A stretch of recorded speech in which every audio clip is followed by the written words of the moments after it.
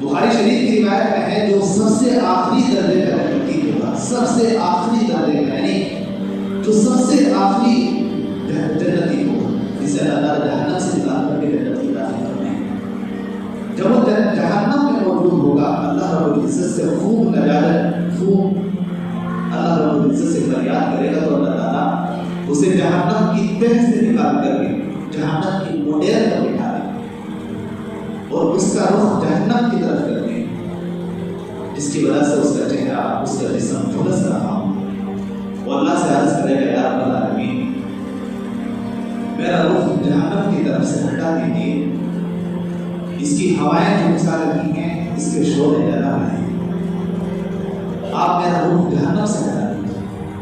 اللہ فرمائیں گے اگر تمہارا یہ مطالبہ مان لیا گیا تو وعدہ کرو آگے تو کوئی مانگ نہیں کرو۔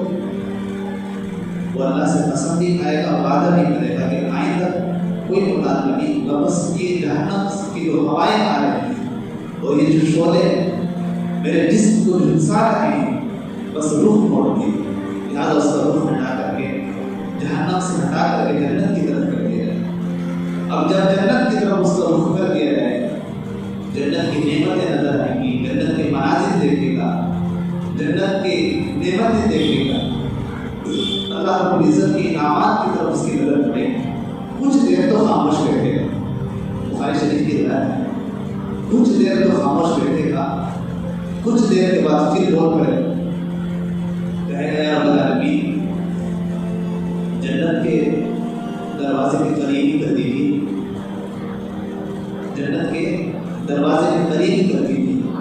اللہ کی عجیب آدمی، ابھی تو وعدہ کیا تھا کوئی مطالبہ نہیں ہوگا، تم وعدہ شیخ نہیں کرتے ہو، عہد شیخ نہیں کرتے ہو، ابھی تم سے مطالبہ تم نے وعدہ کیا تھا نہیں کیا تھا کہ ابھی کوئی مطالبہ نہیں ہوگا۔ وہ کہے گا یا رب العالمین مجھے دنیا کا سب سے زیادہ محروم اور بدنصیب آدمی مت بنا، میری دعا سن لی۔ اللہ رب العزت فرمائیں گے اب وعدہ کرو کہ کوئی مطالبہ آگے تو نہیں کرو۔ وہ کہے گا اللہ تیری عزت کی قسم، تیری عزت کی قسم آئندہ کوئی مطالبہ نہیں ہوگا، لہٰذا اسے اس کا رخ چینج کر دیا گیا، وہاں سے ہٹا کر کے جنت کے دروازے پر اسے بٹھا دیا۔ کچھ دیر خاموش بیٹھے، کچھ دیر خاموش بیٹھنے کے بعد فوراً کہے یا رب ادخلنی الجنہ، یا رب ادخلنی الجنہ، یا رب العالمین جنت ہی میں داخل کر دیجیے، کیا دروازے پہ بٹھا دیا، جنت ہی میں داخل کر دیجیے۔ اللہ کہتے وہی حق یہ ابن آدم تیرا ناس ہو، ایک آدم تیرا ناس ہو، عجیب آدمی ہو، تم نے ابھی وعدہ کیا کوئی مطالبہ نہیں ہوگا، اپنی عہد کی خلاف ورزی کرتے ہو، اپنے خلاف چلتے ہو۔ وہ کہے گا یا رب العالمین آپ نے دنیا کا سب سے بڑا محروم اور بدنصیب آدمی بنا میری قربان۔ اللہ کا فضل دیکھیے، یہ صرف اللہ کے فضل کو بتانا مقصد ہے۔ اللہ کا فضل دیکھیے، اللہ اسے جنت میں داخل کر دے گا، اللہ اسے جنت میں داخل کر دیں گے۔ حدیث میں آتا ہے اللہ ہنسیں گے، عجیب بات ہے، اللہ ہنسیں گے اور اسے جنت میں داخل کر دیں گے۔ کرم دیکھیے، اللہ کا کرم دیکھیے، جنت میں داخل کرنے کے بعد بخاری شریف کے الفاظ میں تمنا، اللہ اسے فرمائیں گے اور مانگو کیا مانگنا چاہتے ہو، تمنا کرو کیا تمہیں چیز چاہیے، کیا تمہیں خواہش ہے، اب اللہ سے تمنا کرے گا۔ اللہ کا کرم دیکھیے، وہ تمنا جو اس کے ذہن میں نہیں ہوگی اللہ وہ بھی اس کے دل میں ڈال دے، یہ بھی مانگو، یہ بھی مانگو۔ حدیث کا آخری ٹکڑا یہ ہے جب وہ سب کچھ مانگ چکا ہوگا اللہ کہیں گے اس سے 10 گنا زیادہ ہم تمہیں عطا کریں گے، اس سے 10 گنا زیادہ ہم تمہیں عطا کریں گے۔ کبھی کسی کو حقیر نہیں سمجھنا چاہیے، کسی بھی آدمی کو کبھی معمولی نہیں سمجھنا چاہیے، کسی کی مذاق نہیں بنانا چاہیے۔ آج کوئی گنہگار ہے کہ وہ دنیا میں سب سے بڑا پرہیزگار بن سکتا ہے، آج کوئی غیر نمازی ہے وہ سب سے بڑا خوش و خصوص والا نمازی بن سکتا ہے۔ آج کسی کے چہرے پہ داڑھی نہیں ہے، اللہ اسے توفیق دے سکتا ہے۔ مذاق نہیں بنائیں، کسی نیکی کو معمولی سمجھیے، نہ کسی گناہ کو حقیر سمجھیے۔ ایک نیکی بیڑا پار کرا سکتی ہے، ایک گناہ آخرت کو تباہ اور برباد کر سکتا ہے۔ ہمیشہ میں نے آپ کو دوپہر ایک واقعہ سنایا، مولانا عبدالغنی عارفی رحمۃ اللہ علیہ۔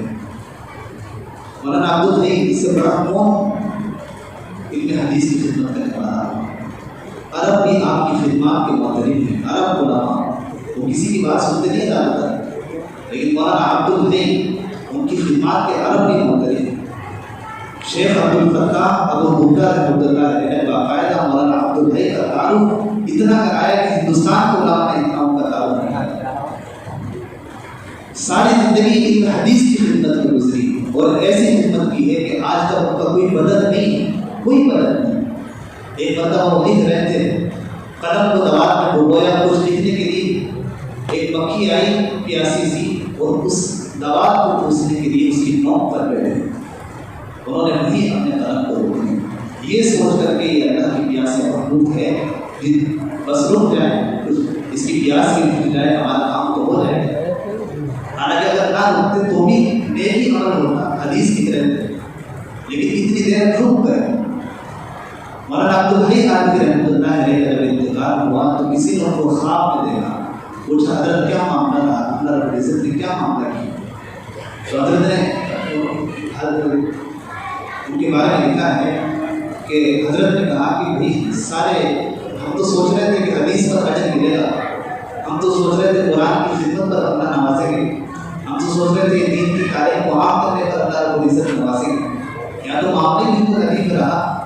اللہ نے ہم سے کہا کہ تمہارا ایک وقت ہمیں بہت بڑا پسند آیا، بہت زیادہ پسند آیا کہ تم نے وہ میری چھوٹی سی مخلوق کو اس نیت سے کہ اللہ کی پیاس سے مخلوق ہے، اپنے قلم کو روک لیا تھا کہ اپنی پیاس بتائے، اس عمل پر کیا کوئی اندازہ لگا سکتا ہے؟ کیا ہم اپنی نمازوں پر لکھ رہے ہیں، کیا اپنے روزوں پر لکھ رہے ہیں، کیا اپنی نیکیوں پر گھمنڈ کریں؟